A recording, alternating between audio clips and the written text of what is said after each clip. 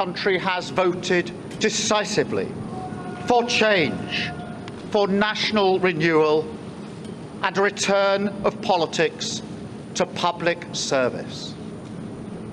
When the gap between the sacrifices made by people and the service they receive from politicians grows this big, it leads to a weariness in the heart of a nation, a draining away of the hope, the spirit, the belief in a better future, that we need to move forward together.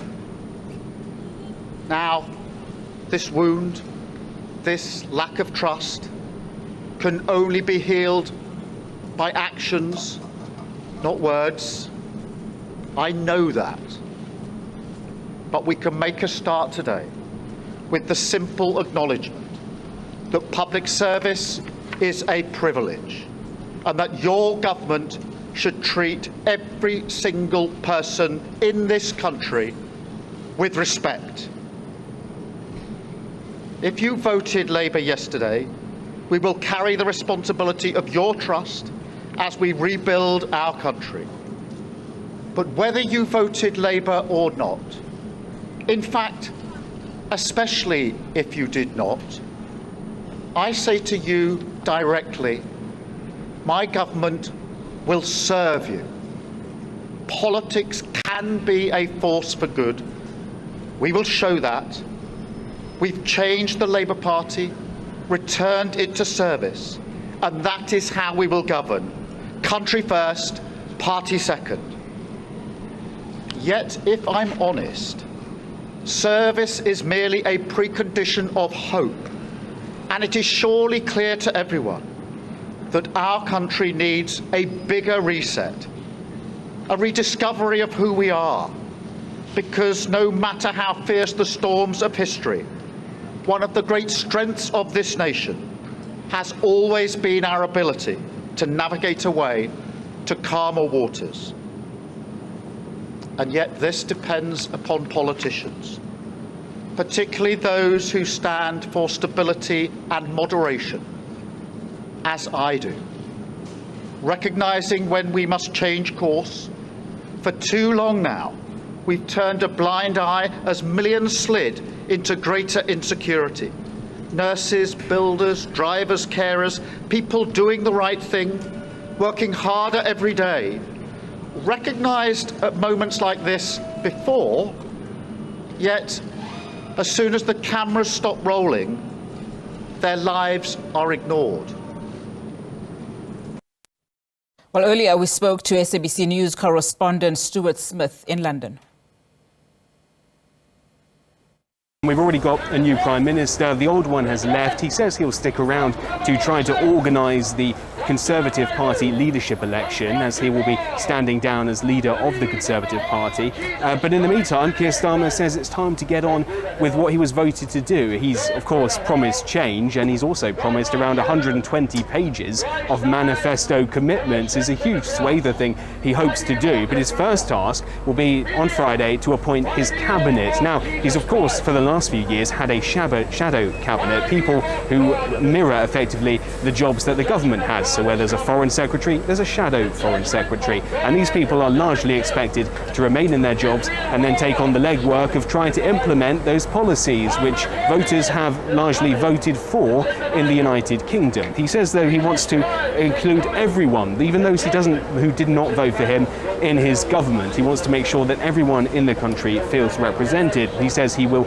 rebuild the country's infrastructure of opportunity brick by brick, a reference to the perception here in the UK amongst a huge number of voters that the Conservatives have largely neglected to invest in infrastructure in the country and in public services since 2010. Keir Starmer says it's going to be his job to try and fix that. He says that changing a country is not like flicking a switch, and he knows the world is more volatile, a reference particularly in the United Kingdom to the danger that Russia poses poses. There will be continuity between the Labour government and the Conservatives when it comes to supporting Ukraine and caution around the threat from Russia. When it comes to other domestic policies that Keir Starmer will be trying to implement, if we look at school children, for example, free school meals ahead of classes, the government will promise to pay for those in order to help the children who can't afford their own meals at home. It's a reflection of the cost of living crisis, which Keir Starmer has said will also be a priority in his government. If we look at climate change, for example,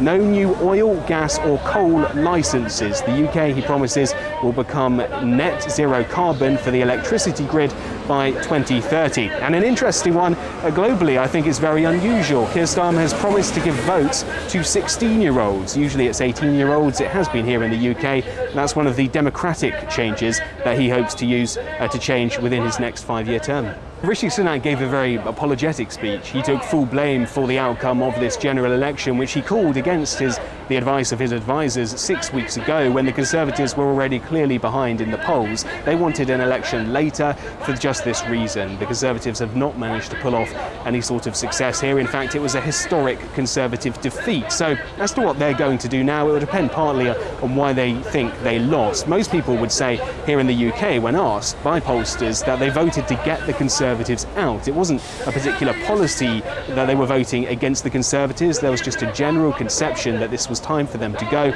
They were fed up with the repeated scandals and fed up with a government that's been in power for 14 years but seemingly hasn't made their lives any better. And you're hearing various Conservative ministers, some of whom have now lost their jobs, of course, talking about exactly what went wrong. Some suggest the party needs to adopt some of the policies of Reform UK. More to the right of the Conservative Party, especially when it comes to immigration.